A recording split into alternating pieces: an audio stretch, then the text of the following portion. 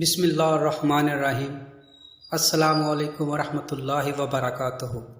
پیارے دوستو، آج ہم آپ کو اس ویڈیو میں بتائیں گے کہ حضرت آدم علیہ السلام سے پہلے اس زمین میں کون سی مخلوق آباد تھی۔ جب حضرت آدم علیہ السلام کو جنت سے نکال کر زمین پر بھیج دیا گیا تو وہ مخلوق کہاں گئی اور ان کے ساتھ کیا سلوک کیا گیا۔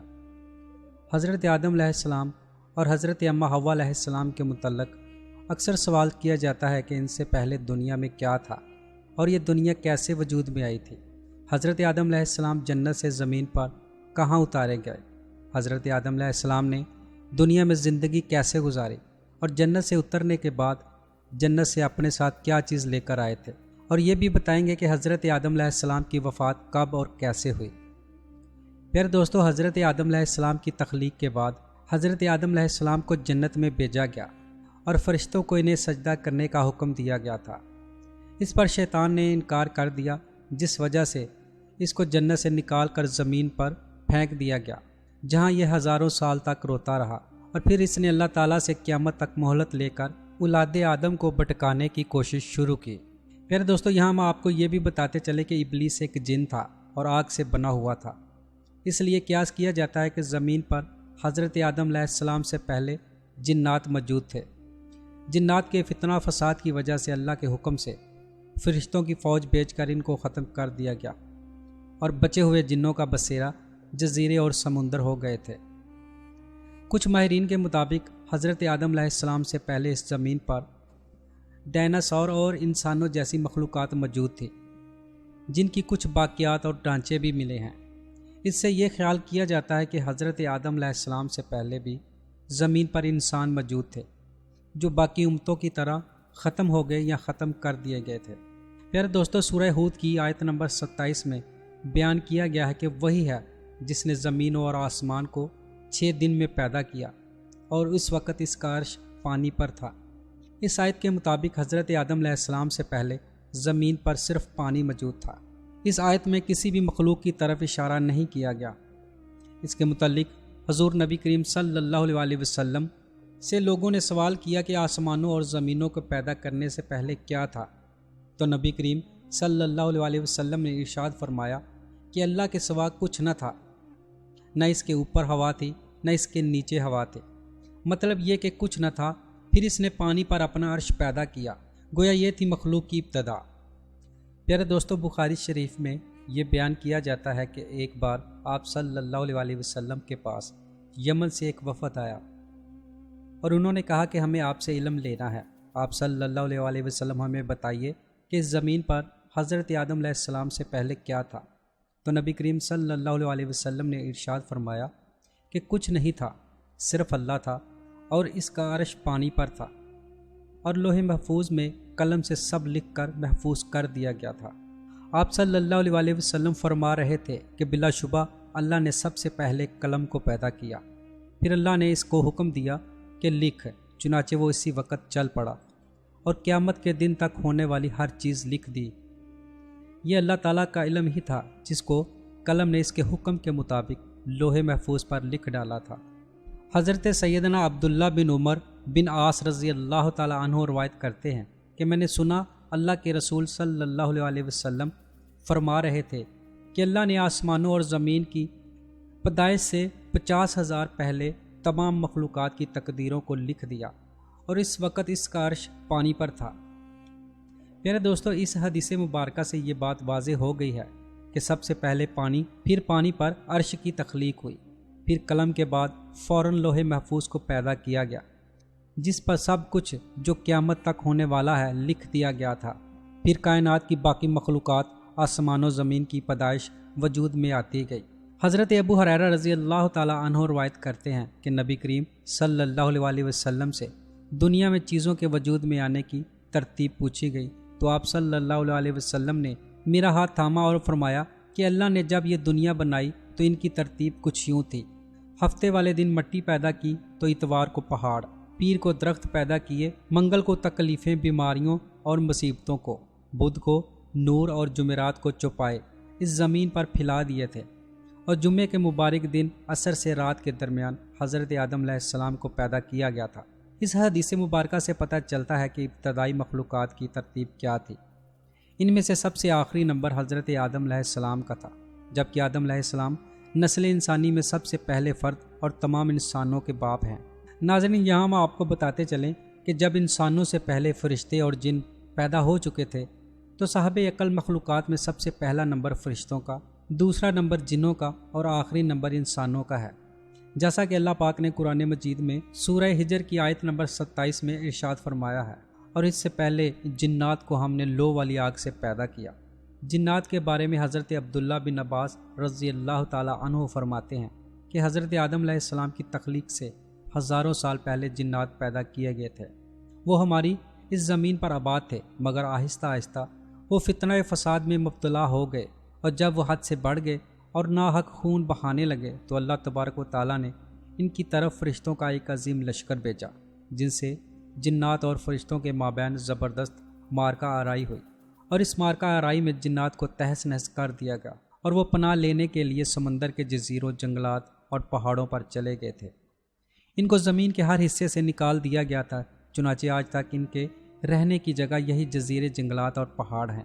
حضرت ابو موسیٰ اشعری رضی اللہ تعالیٰ عنہ سے روایت ہے کہ نبی کریم صلی اللہ علیہ وسلم نے ارشاد فرمایا، اللہ تعالیٰ نے حضرت آدم علیہ السلام کو ایک مٹھی خاک سے پیدا فرمایا۔ یہ مٹی تمام روئے زمین سے حاصل کی گئی تھی۔ یہی وجہ ہے کہ حضرت آدم علیہ السلام کی نسل میں مختلف رنگ و زبان کے لوگ پائے جاتے ہیں۔ حضرت آدم علیہ السلام کی کنیت ابو محمد یا ابو البشر، اور آپ کا لقب خلیفۃ اللہ اور سیف اللہ ہے، اور آپ اللہ تبارک و تعالیٰ کے سب سے پہلے نبی ہیں۔ آپ نے 660 برس کی عمر پائی، اور بوقت وفات آپ کی اولاد تقریباً 1 لاکھ ہو چکی تھی، جنہوں نے طرح طرح کی صنعتوں اور عمارتوں سے زمین کو آباد کیا تھا۔ پیارے دوستو، آپ کو یہ بھی بتاتے چلیں کہ حضرت آدم علیہ السلام جنت سے کہاں اترے تھے۔ اس بارے میں تفسیر در منصور میں ہے کہ حضرت آدم علیہ السلام مکہ اور طائف کے درمیان موجود وادی دجنہ میں اترے تھے۔ بعض کا کہنا ہے کہ حضرت آدم علیہ السلام صفا پہاڑی پر اترے۔ حکم الہی میں کوتاہی کی وجہ سے حضرت آدم علیہ السلام کے جنت سے نکلنے کا وقت آیا، تب آپ علیہ السلام نے حضرت حوا علیہ السلام کا ہاتھ تھام کر کہا، چلو اب غربت اور بے بسی کا وقت آن پہنچا ہے۔ اس وقت حضرت جبرائیل علیہ السلام نے آ کر کہا کہ تم دونوں الگ ہو جاؤ، کیونکہ یہی اللہ تعالیٰ کا حکم ہے کہ تم دونوں کو دنیا میں مختلف مقامات پر اتارنا ہے۔ یہ سنتے ہی حضرت آدم علیہ السلام نے حضرت حوا علیہ السلام کا ہاتھ چھوڑ دیا۔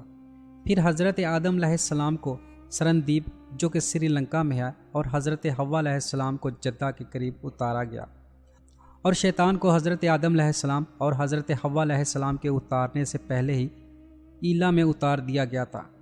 اس وقت کے اعتبار سے جدہ اور سرندیپ کے درمیان تقریباً 2100 میل کا فاصلہ تھا۔ حضرت آدم علیہ السلام کی جنتی زبان عربی تھی، لیکن وہ ان کو بلا دی گئی، اور اس کے بجائے آپ علیہ السلام کو سریانی زبان عطا کر دی گئی۔ پھر دوستو، تاریخی اعتبار سے دیکھا جائے تو ہندوستان کے علاقہ سیلون کے جزیرے سرندیپ میں بوز نامی پہاڑی پر آدم علیہ السلام کے قدم کے نشان ملتے ہیں۔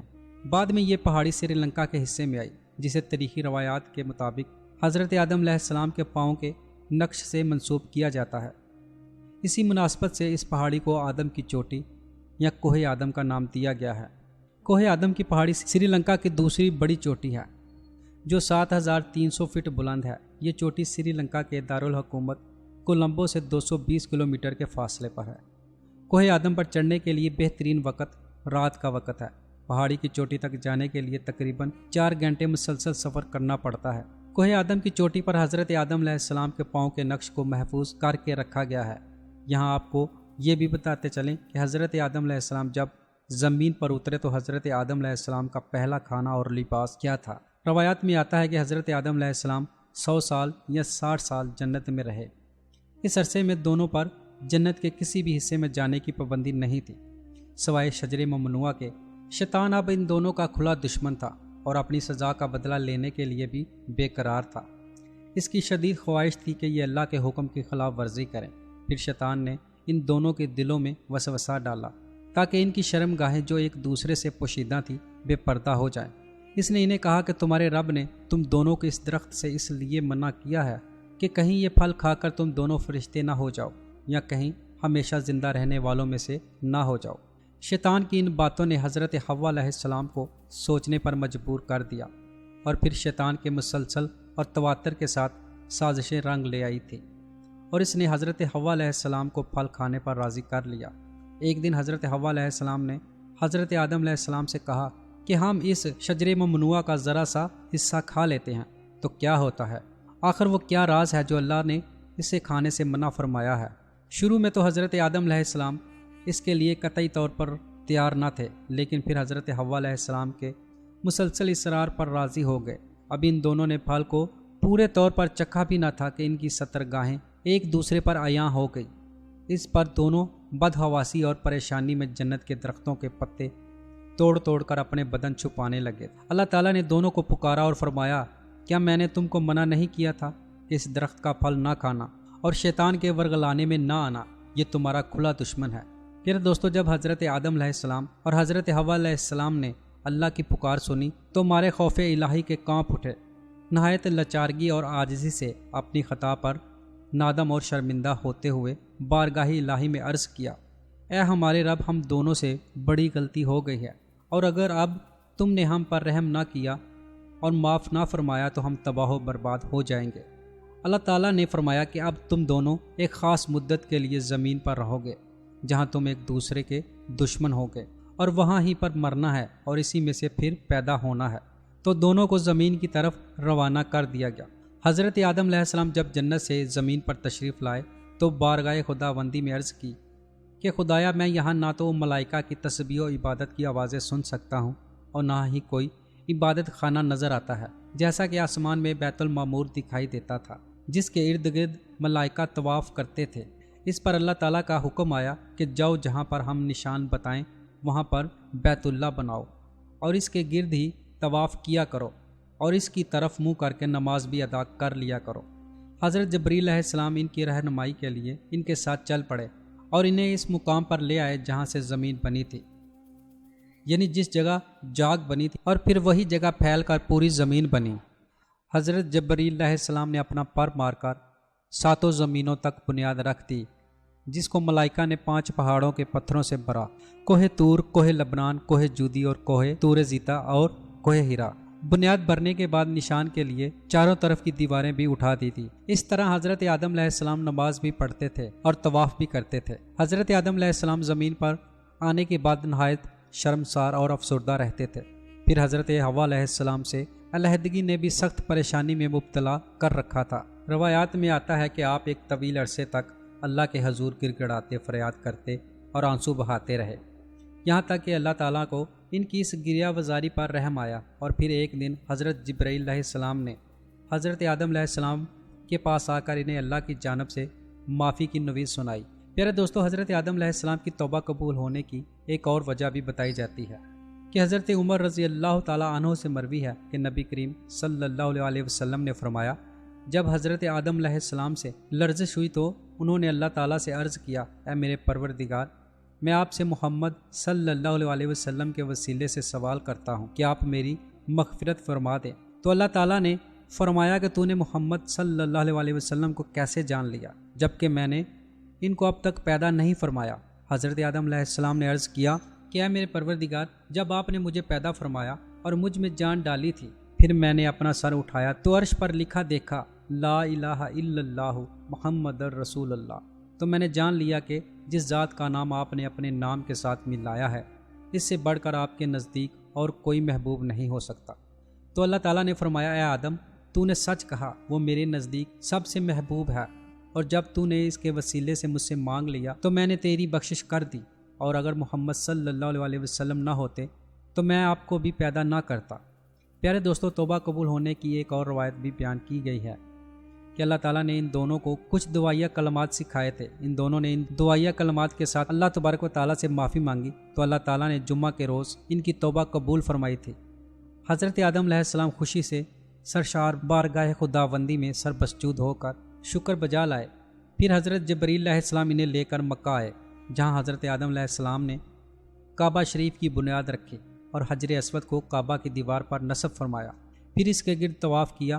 طواف سے فارغ ہو کر حضرت جبریل علیہ السلام نے انہیں جبل عرفات پر لے گئے، جہاں حضرت حوا علیہ السلام تشریف فرما تھی، لیکن طویل عرصے کی جدائی اور حالات نے بہت سے جسمانی تغیرات پیدا کر دیے تھے، चुनांचे दोनों एक दूसरे को पहचान ना सके। फिर हज़रत जिब्रील अलैहिस्सलाम ने इस पर दोनों का तारफ़ करवाया और यूं हज़रत आदम अलैहिस्सलाम और अम्मा हव्वा अलैहिस्सलाम की दुनिया में भेजे जाने के बाद पहली मुलाकात हुई। प्यारे दोस्तों, जब हज़रत आदम अलैहिस्सलाम ज़मीन पर रहने लगे तो फिर अल्लाह ताला ने इनके लिए उम्दा लिबास का इंतज़ाम फरमाया और अल्लाह ताला ने इनकी औलाद को इज़्ज़त व करामात से सरफराज फरमाया और अपनी बहुत सी मखलूक़ात पर बरतरी अता फरमाई थी। यहाँ हम आपको ये भी बताते चलें कि हज़रत आदम अलैहिस्सलाम की औलाद बहुत हुई है। इनमें से दो ने एक मरतबा राह खुदा में कुर्बानी पेश की। अल्लाह ने एक की कुर्बानी कबूल फरमाई, दूसरे की कबूल नहीं हुई। जिनकी कुर्बानी कबूल नहीं हुई वो अपने भाई से कहने लगा, मैं तुझे ज़रूर कत्ल कर दूंगा। तो भाई ने जवाब दिया कि अल्लाह ताला तो मुत्तकी लोगों की कुर्बानी कबूल फरमाता है, तुम में तकवा नहीं है इसलिए तुम्हारी कुर्बानी कबूल नहीं हुई, तो इसमें मेरा क्या कसूर है। बिलाखिर इसने अपने भाई को कत्ल कर डाला। इस तरह दुनिया में पहला कत्ल इंसानी था और भाई ने ही अपने भाई को कत्ल किया था। कत्ल करने के बाद समझ में नहीं आ रहा था कि अपने मकतूल भाई की लाश का क्या करें, तो अल्लाह ताला ने एक कौवा भेजा जो ज़मीन पर उतर कर ज़मीन को खुरेदने लगा। कातिल भाई ने कौवे से सीखा कि किस तरह अपने भाई को छुपाए। फिर अपने इस काम पर बहुत शर्मिंदा हुआ और अफसोस करने लगा। कातिल भाई का नाम कबील था और मकतूल भाई का नाम हबील था। कबील पहला शख्स है जिसने बनी आदम में कत्ल को जारी किया। जब हज़रत आदम अलैहिस्सलाम को इस कत्ल के बारे में पता चला तो वो बहुत रोए और अफसोस किया। प्यारे दोस्तों, आखिर में हम आपको बताते चले कि हज़रत आदम अलैहिस्सलाम की वफ़ात कब और कैसे हुई। इस हवाले से भी आपको बताते हैं कि जब हज़रत आदम अलैहिस्सलाम हबील की मौत की वजह से बेकरार रहते थे तब अल्लाह ताला ने हज़रत जिब्रील अलैहिस्सलाम को इनकी तसल्ली के लिए भेजा। इन्होंने हज़रत आदम अलैहिस्सलाम को बाहुक्म खुदावंदी बताया कि अल्लाह ताला इनको एक फ़र्जंद अता करेगा जिसकी नस्ल से पैगंबर पैदा होंगे। चुनांचे हबील के मरने के 5 साल बाद हज़रत आदम अलैहिस्सलाम के यहाँ फ़र्जंद पैदा हुआ जिसका नाम शीश रखा गया। इसका मतलब है कि अल्लाह का दिया हुआ तोहफ़ा। जब हज़रत आदम अलैहिस्सलाम की वफ़ात का वक्त करीब आया तो उन्होंने अपने बेटों से फरमाया कि बेटो, मेरा जन्नत के फल खाने का जी कर रहा है। तो वो सब तलाश के लिए निकल गए तो उन्हें सामने से फरिश्ते आते हुए मिले जिनके पास हज़रत आदम अलैहिस्सलाम का कफन और खुशबू थी और इनके पास कुल्हाड़े और टोकरियाँ भी थीं। इन्होंने कहा कि आदम के बेटो, तुम्हें किस चीज़ की तलाश है। तो सब बेटों ने कहा कि हमारे वालिद बीमार हैं और जन्नत के मेवे खाने की ख्वाहिश रखते हैं। फरिश्तों ने इनसे कहा कि तुम वापस चले जाओ क्योंकि तुम्हारे वालिद फौत होने वाले हैं। और जब फरिश्ते हज़रत आदम अलैहिस्सलाम की रूह कब्ज़ करने के लिए आए तो हज़रत हव्वा अलैहिस्सलाम ने इनको देखकर पहचान लिया और हज़रत आदम अलैहिस्सलाम से चिमट गईं। हज़रत आदम अलैहिस्सलाम ने फरमाया कि मुझसे अलग हो जाओ, पहले भी मुझे तुम्हारे ज़रिए से मुसीबत पहुंची थी, मुझे मेरे रब के फरिश्तों का साथ देने दो। तो फरिश्तों ने हज़रत आदम अलैहिस्सलाम की रूह कब्ज़ की और इनको गसल दिया, कफन पहनाया और खुशबू लगाई, आपकी कब्र खोदी और लाहद तैयार किया। हज़रत जिब्रील अलैहिस्सलाम ने इनके बेटे हज़रत शीश अलैहिस्सलाम को नमाज जनाजा पढ़ने का तरीका बताया। आप अलैहिस्सलाम ने नमाज जनाजा पढ़ाई। प्यारे दोस्तों, आम तौर पर तारीख़ी कुतब में हज़रत आदम अलैहिस्सलाम की उम्र 960 साल बयान की गई है। कहते हैं कि आपको जबल अबी कबीस की गार में दफन किया गया। हज़रत इब्ने अब्बास रज़ी अल्लाह ताला अन्हु के कौल के मुताबिक हज़रत नूह अलैहिस्सलाम ने तूफ़ान के बाद कश्ती से उतरकर आपको बैतुल मुक़द्दस में दफन किया था। प्यारे दोस्तों, हज़रत हव्वा अलैहिस्सलाम के बारे में भी रवायात मिलती हैं कि आप भी आदम अलैहिस्सलाम की वफ़ात के 1 साल बाद ही इंतकाल फरमा गई थी और इनके साथ ही दफन हुई थी। प्यारे दोस्तों, ये थी हमारी आज की वीडियो और हम उम्मीद करते हैं कि आपको हमारी ये आज की वीडियो पसंद आई होगी। अगर पसंद आई है तो वीडियो को लाइक कीजिए और अपने दोस्तों के साथ शेयर कीजिए। और अगर अभी तक आपने हमारे चैनल को सब्सक्राइब नहीं किया तो इसको सब्सक्राइब करके ऑल नोटिफिकेशन को ऑन करना मत भूलिए ताकि हमारी हर नई आने वाली वीडियो का नोटिफिकेशन आप दोस्तों को सबसे पहले मिल सके।